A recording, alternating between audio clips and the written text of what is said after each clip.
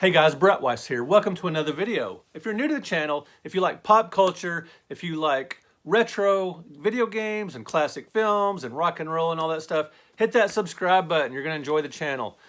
So today I'm talking a little bit about The Bride of Frankenstein. I'm mostly going to be showing you guys my collection, the 1935 Universal Monsters film directed by James Whale. It's a beautifully shot film. It's got comedy, it's got great atmospheric horror, and of course, it's got great performances by Elsa Lanchester as the bride, Boris Karloff as the Frankenstein monster, and Colin Clive as the creature creator, Dr. Frankenstein. And in this film, he creates a bride for a mate. He creates a mate for the creature, a bride.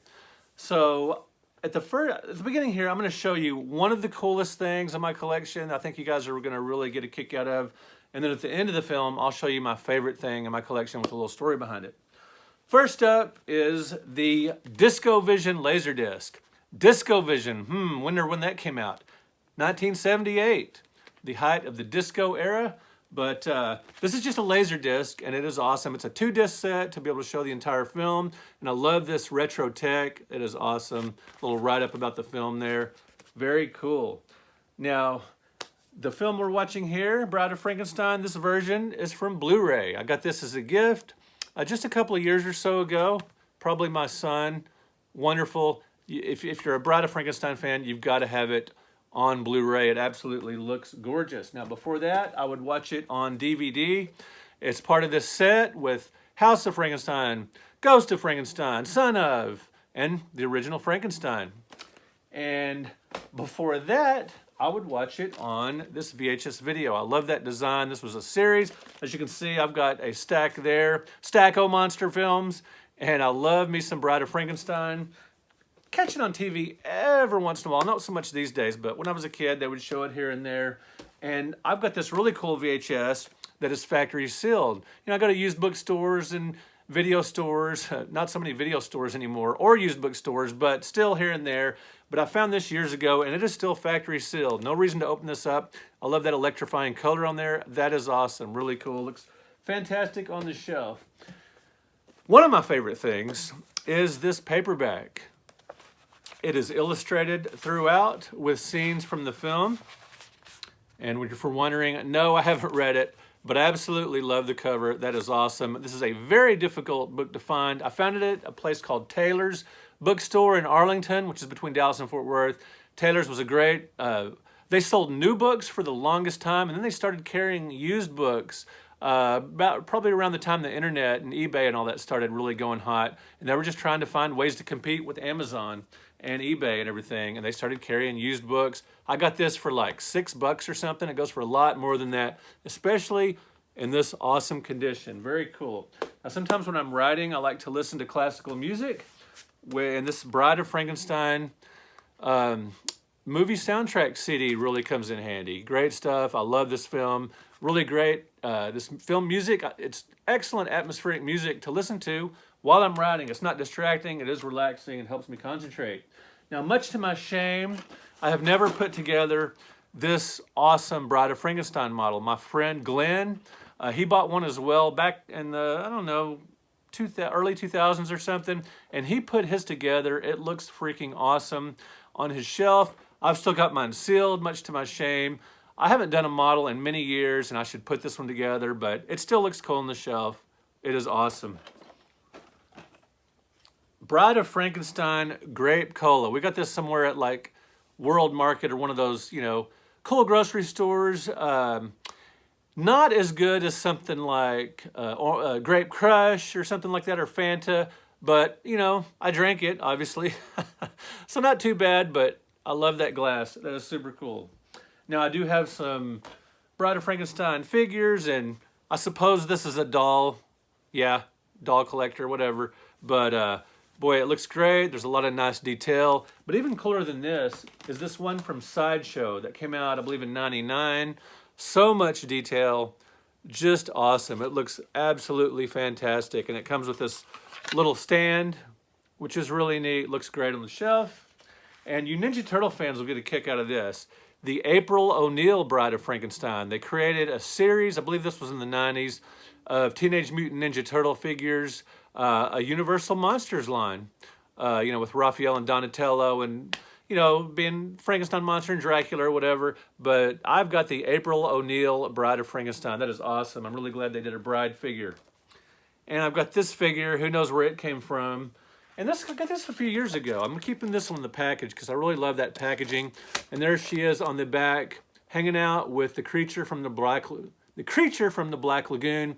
I believe this was a gift from, it was a Christmas gift, probably from my niece or my brother-in-law or something, but it is awesome. Absolutely love it. Now let's get to some books and things here.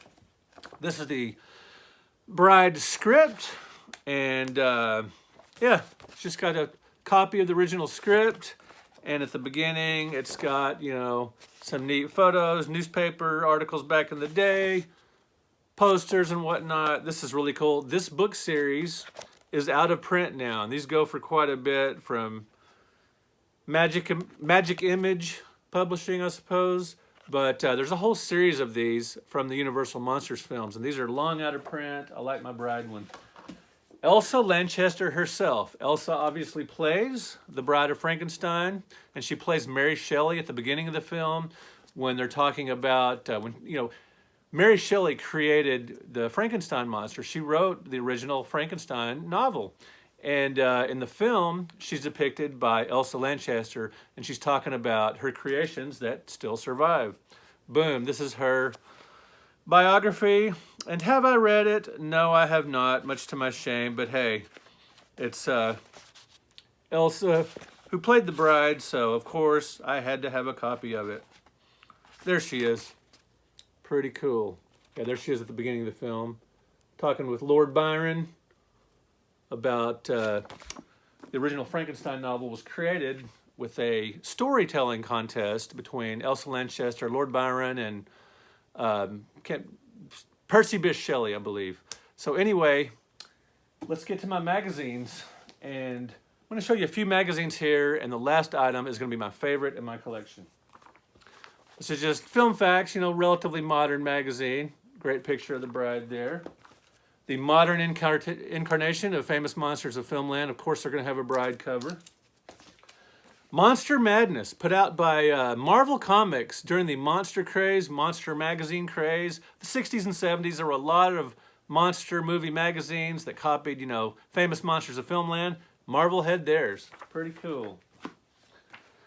Famous Monsters of Filmland, number 112, with a gorgeous painting of the monster and the bride. I love that. Amazing. Now, this is the coolest thing in my collection, partly because of how I bought it. This Famous Monsters of Filmland issue is expensive if it's in nice condition, and this, at first glance, looks pretty nice. But as you can see on the back, they graded it in, I don't know if you can see that, a 1 or fair condition, because the spine has been taped up quite a bit and it's pretty well worn. But just from a distance on the wall in my office, it looks absolutely gorgeous. It's amazing. This is a really expensive issue that I wouldn't want to pay full price for a nice copy, and I didn't want one that was just ugly and beat up, just a reading copy. I didn't want that. But wow, I got this just for a few bucks because they graded it fair, mycomicshop.com. Holy cow, this is amazing. This was such a great score off of their website. Open it up real quick here. See what there is to see inside. Sometimes these old magazines, they would have the cover, you know, creatures on the cover, and not necessarily have a story about that character inside. Sometimes they would just have the cover and there would just be hardly anything about... And that could very well be the case here. I'll be honest with you, I haven't really looked through this magazine much. I bought it for the cover. And I do not see a Bride of Frankenstein story anywhere in here. Lon Chaney and whatnot. But anyway, Famous Monsters of Filmland, the great old monster movie magazine that so many monster kids grew up reading and loving and turned a lot of kids on to enjoying monster films, as did the old shock theater packages back in the day in the late 50s and into the 60s when they would show monster movies on television so much. Awesome stuff there. I'm really excited when I got this. It was so awesome. This is the coolest Bride of Frankenstein item in my collection as far as I'm concerned.